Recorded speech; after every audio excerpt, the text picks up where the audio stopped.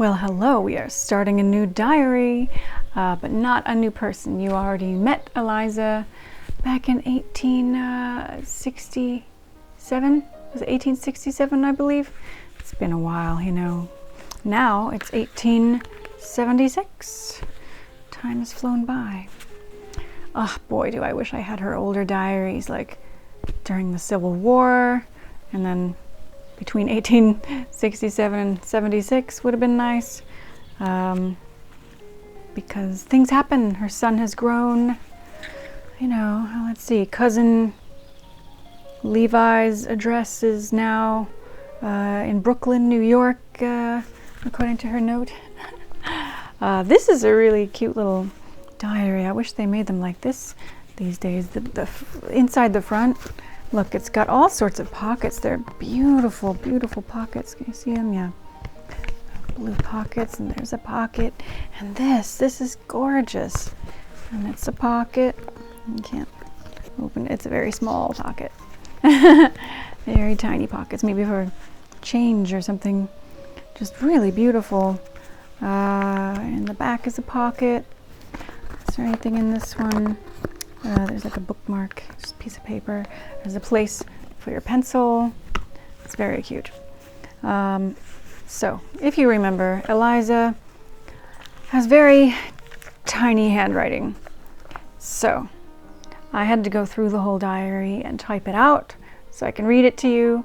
I scan the diaries and then I can look at it much larger on the computer. It makes it easier to read. And then I type it all out. So I have to read from that.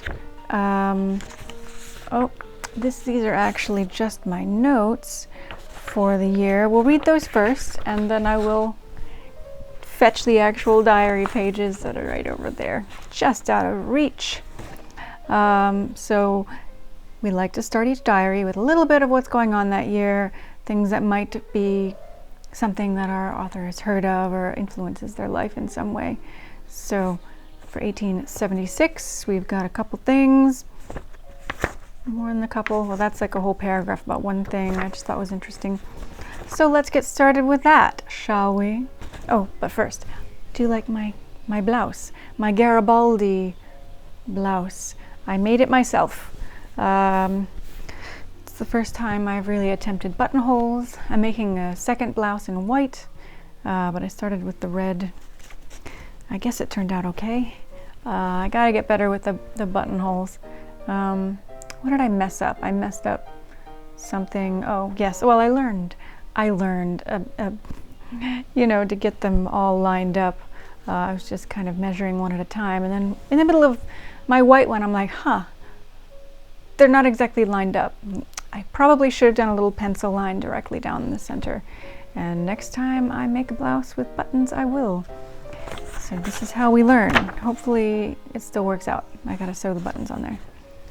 Anyway, 1876. What's going on in the year? So, January 31st, not great news.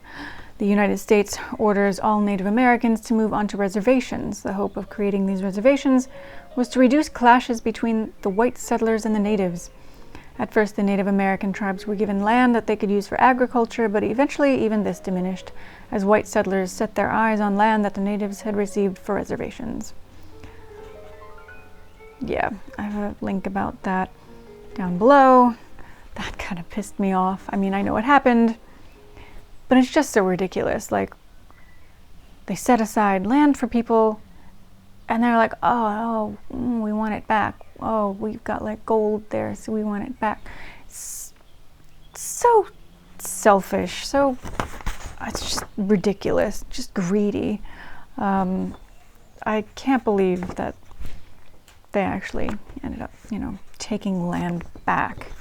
It's maddening. I can't. Why did I mix that up? I mean, did I mean to say? Oh no, this is a little mixed up. I think I meant March and not May. Or did I mean May? This is. Darn it. We're going to say it's March 7th, Alexander Graham Bell receives a patent for the telephone in the US. And then March 10th, I assume it's March and not May, the first telephone call. Alexander Graham Bell says, "Mr. Watson, come here, I want to see you," to his assistant, Thomas Watson. And then May 13th, hoping that's May and not March. This one does not apply to her, but I got a kick out of it because I live in the Netherlands. The Amersfoort Zutphen Railway in the Netherlands opens. I'm near Zutphen, so that applies. I just thought that was interesting. June 4th, an express train called the Transcontinental Express arrives in San Francisco, California via the first transcontinental railroad, only 83 hours and 39 minutes after having left New York City. June 5th, bananas become popular in the U.S. at the Centennial Exposition in Philadelphia. And if I believe correctly, if I remember correctly, it was like a different kind of banana, which is why our banana candy tastes different, because it was based on a different banana, and then something happened to kind of wipe that out, and they're like, we need a new banana. And so now we have a different flavored banana now. I'm very curious about all the bananas in the world. I tried a very sweet one in Spain once. I loved that. Where's the sun going? Okay, fine. It should be back. It's a pretty hot day, so. June 25th, Battle of the Little Bighorn, U.S. 7th Cavalry under Brevet Major General George Armstrong Custer, wiped out by Sioux and Cheyenne warriors led by Chiefs Crazy Horse and Sitting Bull in what has become famously known as Custer's Last Stand. Custer's Last Stand. Good for them. But, yeah. July 4th, first public exhibition of electric light in San Francisco. August 1st, Colorado becomes the 38th state of the Union. August 15th, U.S. law removes Indians from Black Hills after gold find. It's ridiculous. Like, how? I don't understand it at all. It's just not right. November 7th, Edward Boucher, I believe, is first African American to receive a PhD from a U.S. college, Yale. November 25th, the Indian Wars. In retaliation for the American defeat at the Battle of Little Bighorn, United States Army troops sack Chief Dull Knife's sleeping Cheyenne village at the headwaters of the Powder River.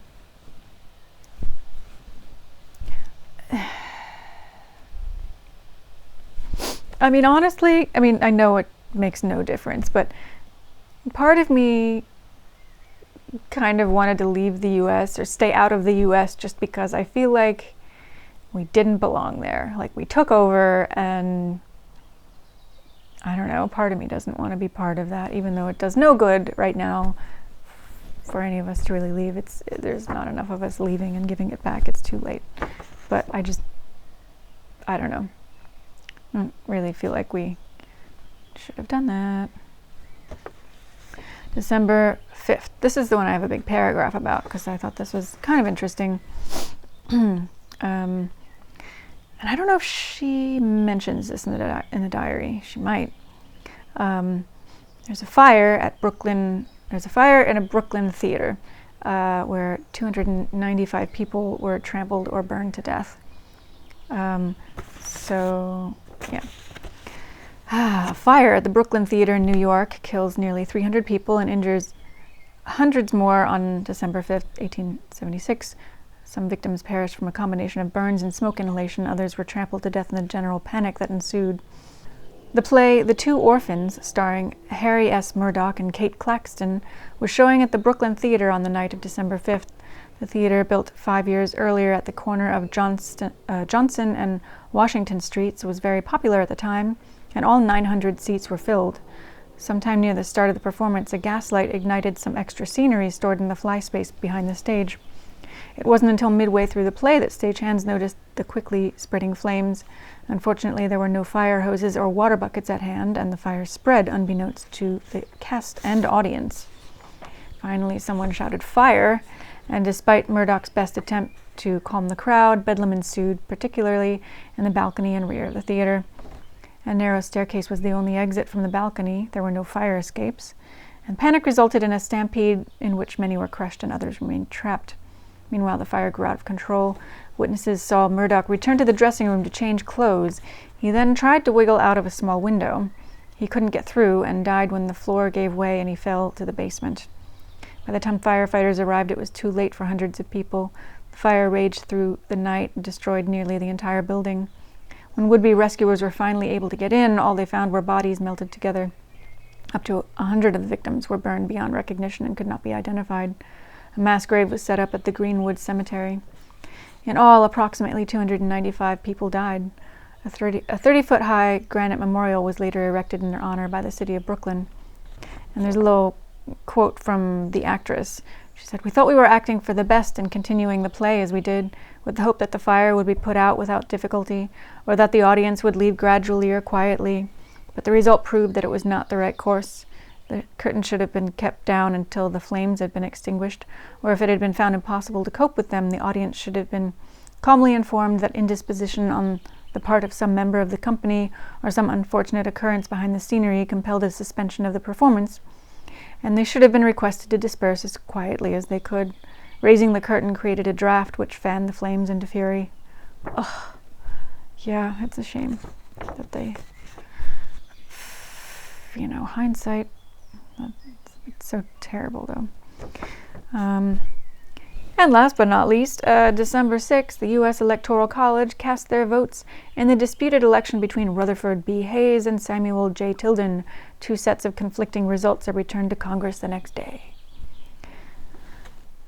Yeah, I didn't say much about the presidential election before. There was a little bit more about that before in the year, but, Okay, we got to get started here. That was a long intro. I'm really sorry. But that's what happens sometimes on the first episode. All right, I gotta grab my notes.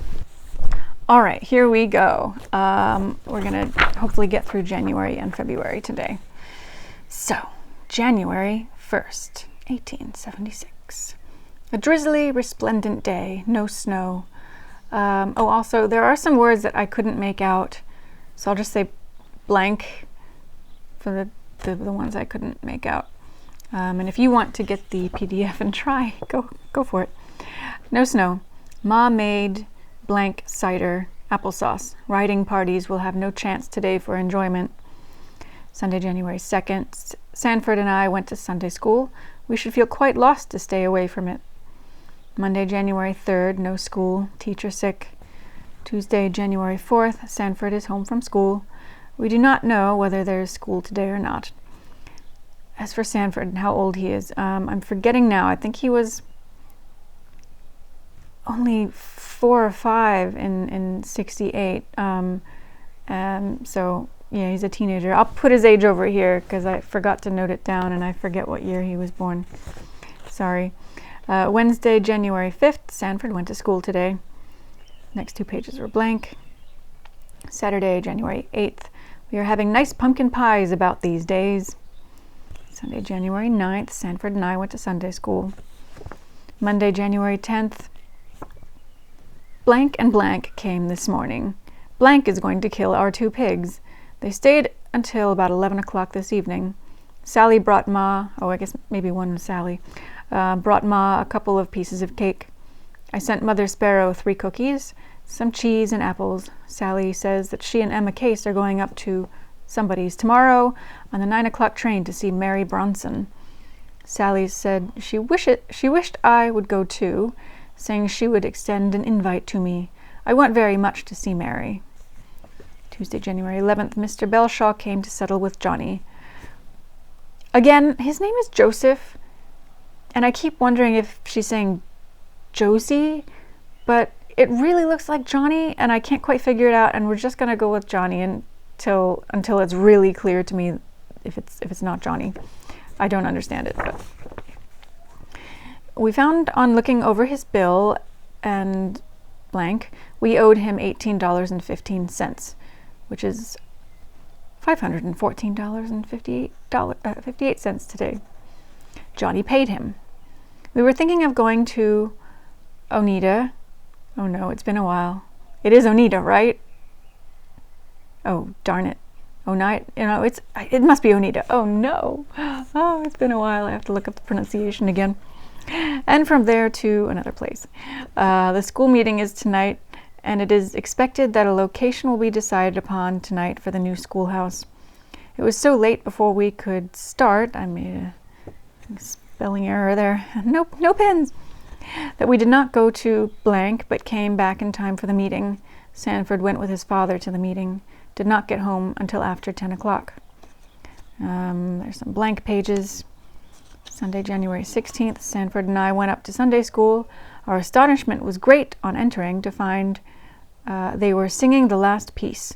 School closed immediately.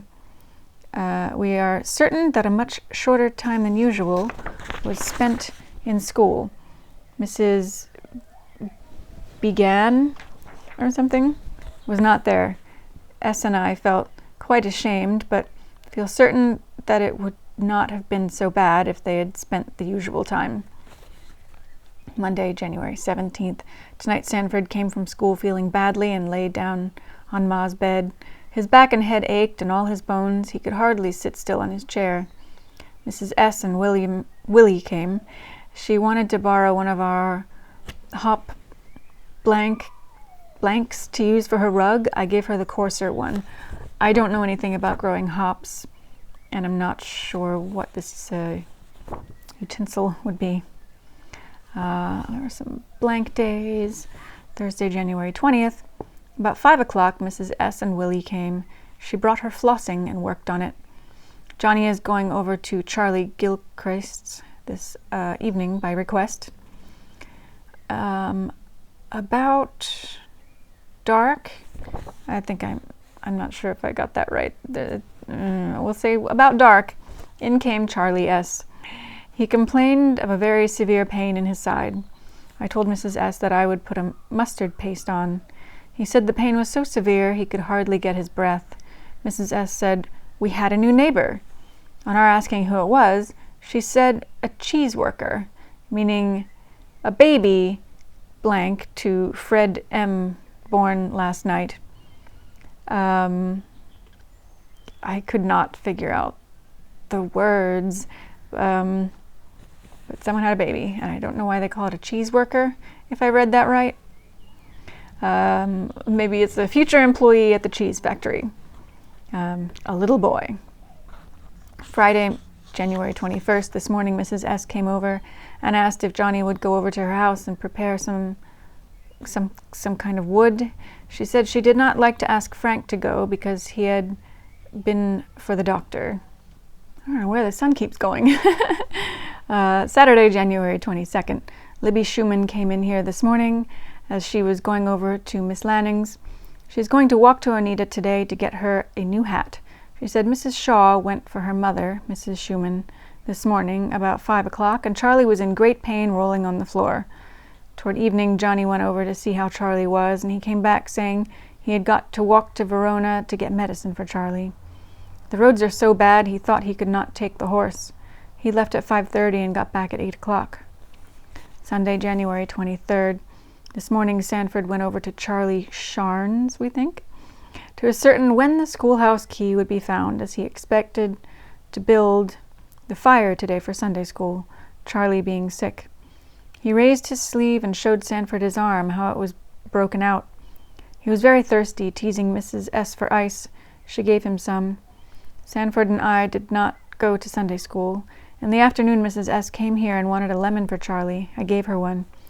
She said it was a word that I couldn't find online. It's got to be spelled wrong. I don't know.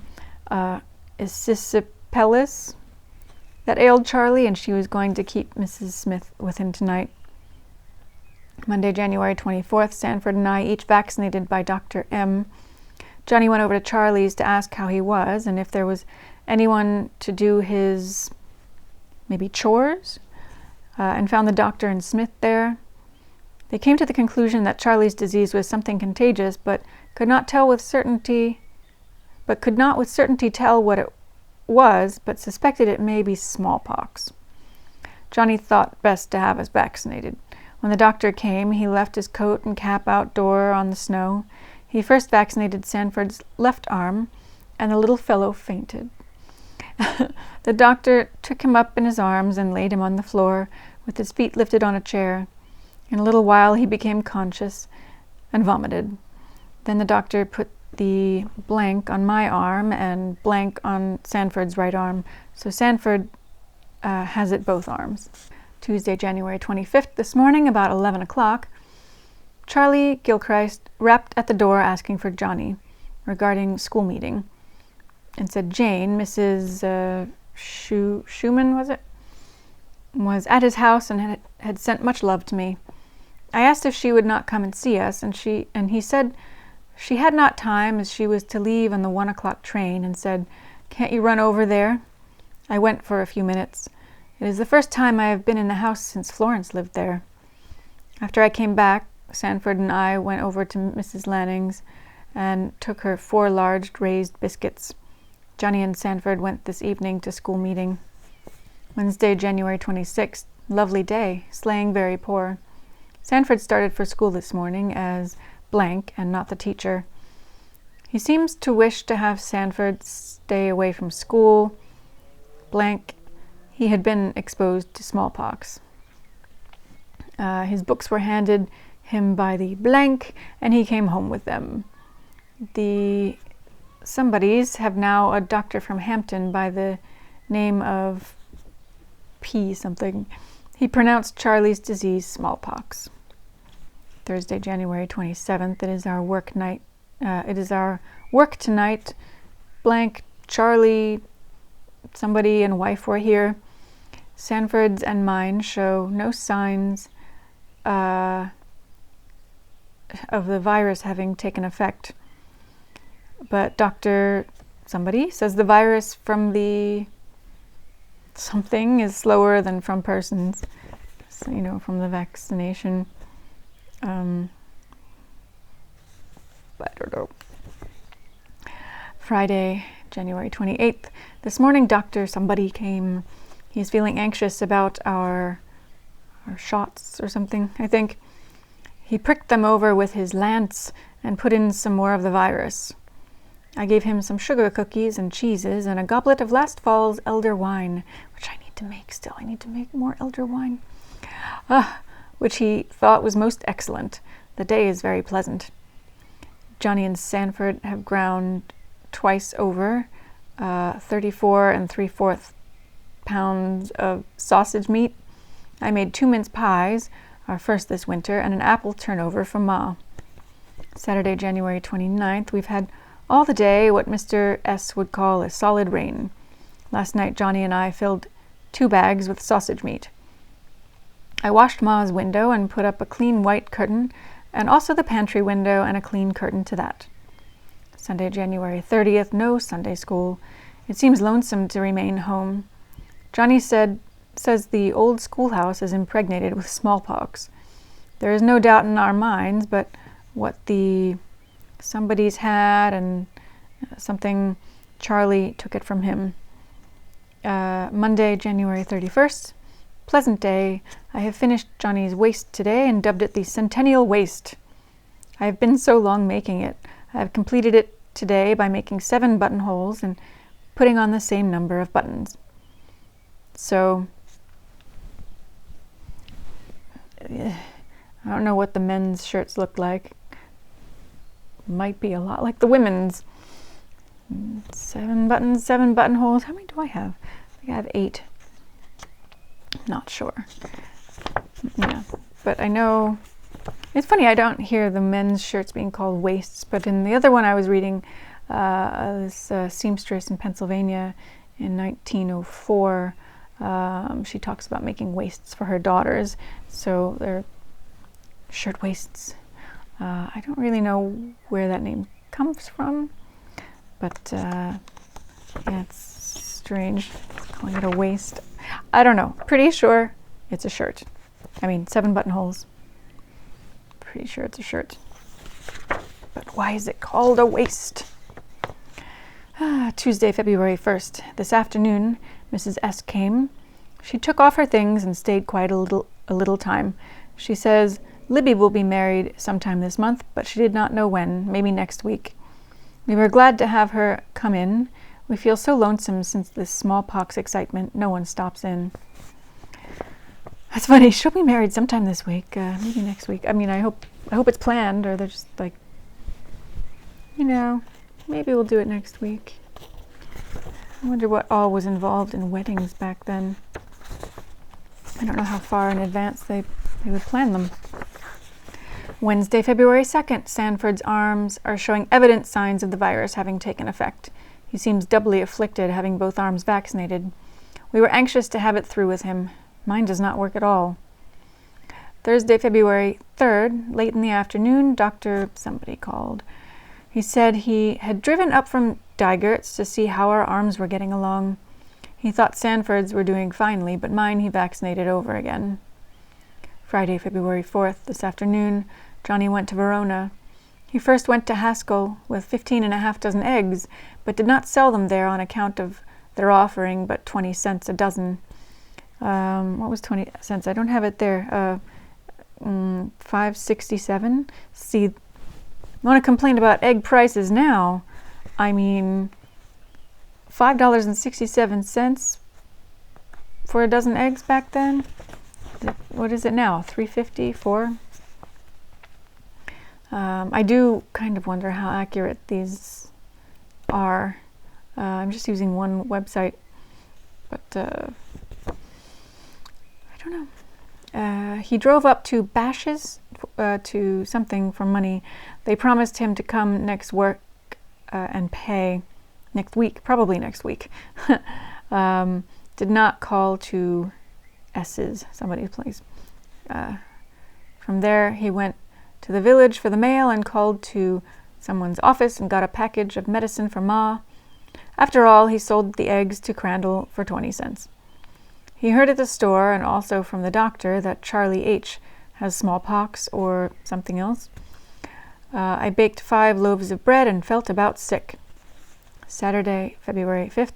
Today I washed 2 flannel sheets, 2 ladies' wrappers, Sanford's woolen shirt, 2 pairs of stockings, and my cloud. It really looks like she says cloud, but I couldn't figure out what else that might be. It is the first cloud has ever been washed. I don't know. Made raised donuts. I don't know what raised donuts are. Sunday, February 6th. People pass in cutters, but the snow is very thin. Toward night, it began to rain. Probably what snow we have will be washed away. The somebodies have their doors and windows wide open. We feel as if they are among the families that need to be looked after by the Board of Health. I'm wondering if it's a family with smallpox that they're trying to air out their house, or what? I don't know. Monday, February 7th. Pleasant sunny day. Large patches of snow. Wheeling good. I guess going out with wheels. Bonnie Black, their horse, is without sharp shoes, or Jony would have gone to Oneida today, but he thinks it is too slippery to venture. This morning we all, except Jony, took a teaspoonful of Rose Hill salts, and I don't know what they are.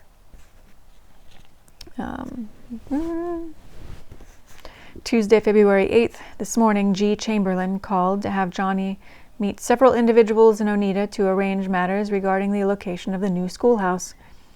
In the afternoon, we went in the new carriage. It rolled along nicely, but the surface of the ground is quite muddy. Wednesday, February 9th. Jony intended to have gone to Oneida today with 2 pounds of something and some in sacks, but rain prevented. It has proved to be an ice storm. Jony has set Sanford to paring apples on the machine, those that were beginning to decay, telling him he may have all he can make from the sale of them to buy him a summer suit. Thursday, February 10th. Mailed a letter to Wallace today. This afternoon, Jony and I went to Oneida, taking a blank of some kind of apples to Taylor, 75 cents and 2 pounds. So that would have been $21.26. some other kind of apple to Eldritch for the same price, besides 5.5 dozen eggs at 20 cents per dozen. I did a little errand running and went back to Jony Case's store, where I promised to meet Jony to go up to the lecture at Devereux Hall, I think. Dr. Holland of New York is the lecturer. Subject, hobby riding.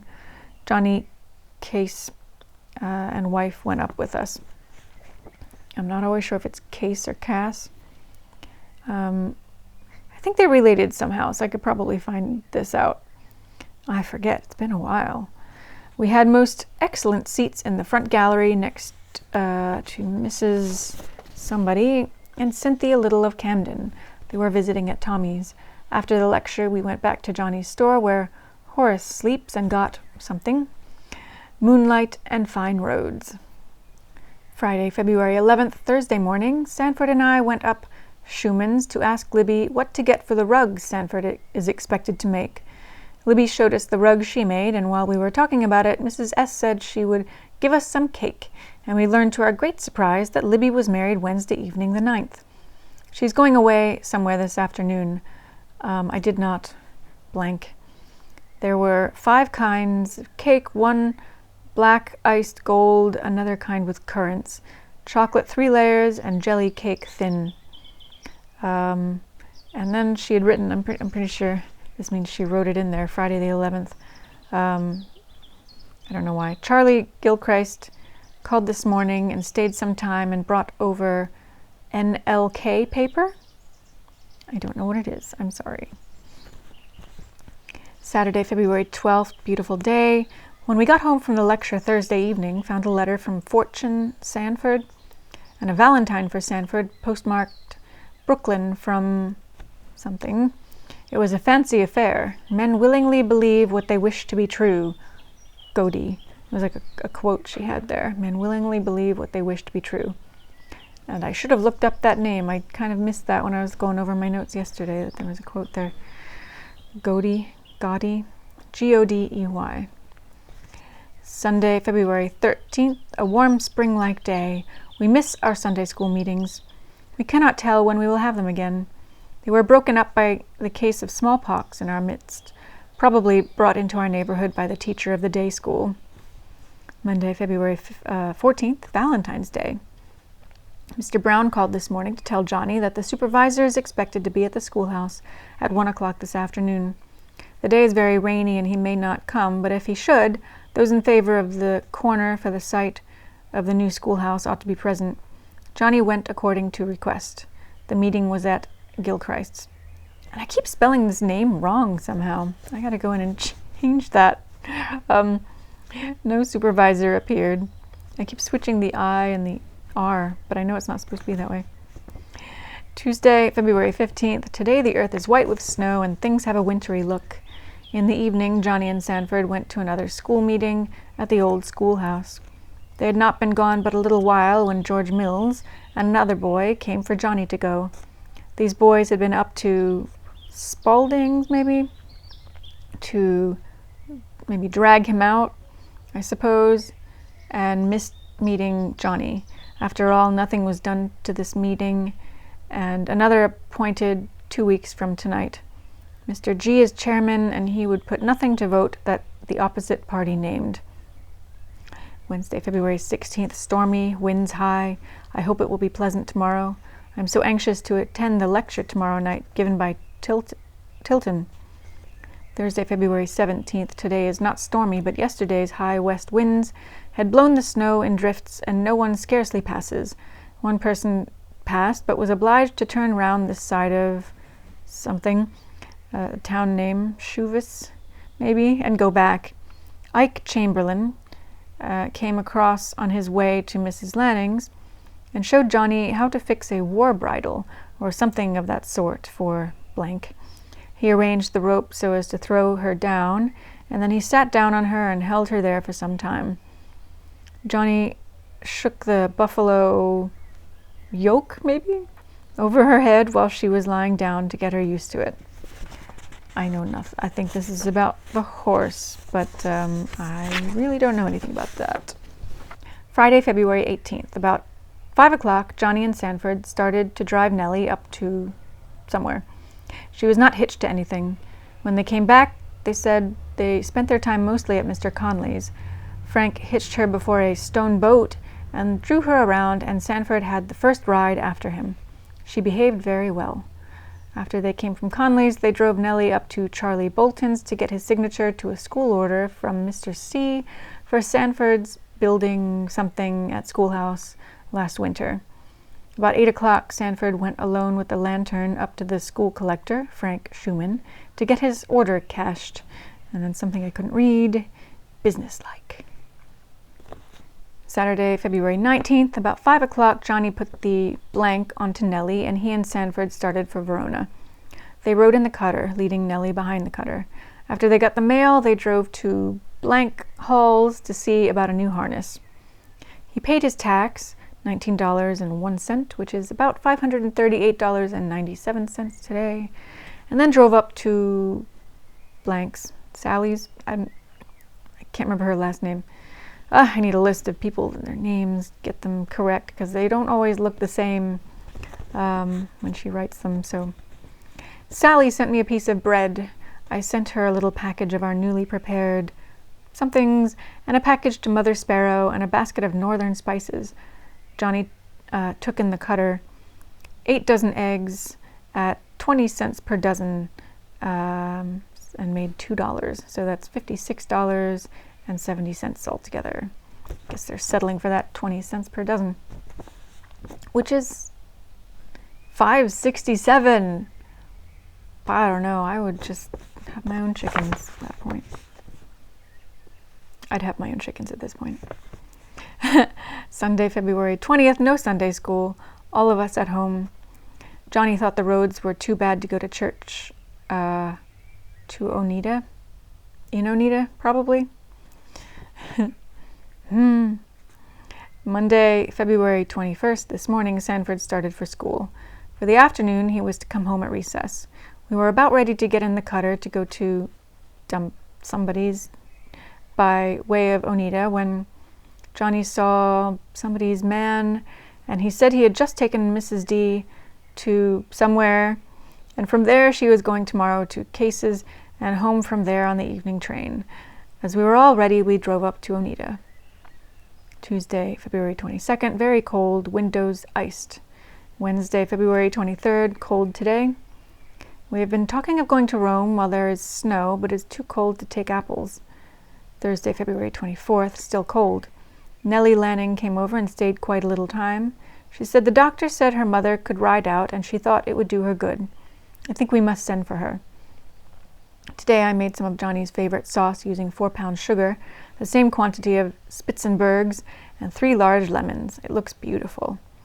So Spitzenbergs are an apple, I believe. Friday, February 25th, this morning between 8 and 9 o'clock, Mrs. J. Smith drove into the yard saying there would be Sunday school at the old schoolhouse next Sunday, and wished Sanford to give our word in the day school. When Sanford came home at noon, he said they had a new teacher, Olive Talcott. Kent is sick. Saturday, February 26th, this morning about 10 minutes to 12 o'clock, Jony and I started to Rome, not looking very stylish, as we were obliged to go with the Bobs, so that we could carry our old table to exchange for a new extension one. At Austin's, I think, we were offered a banded table black walnut for $20, which is about $567.03.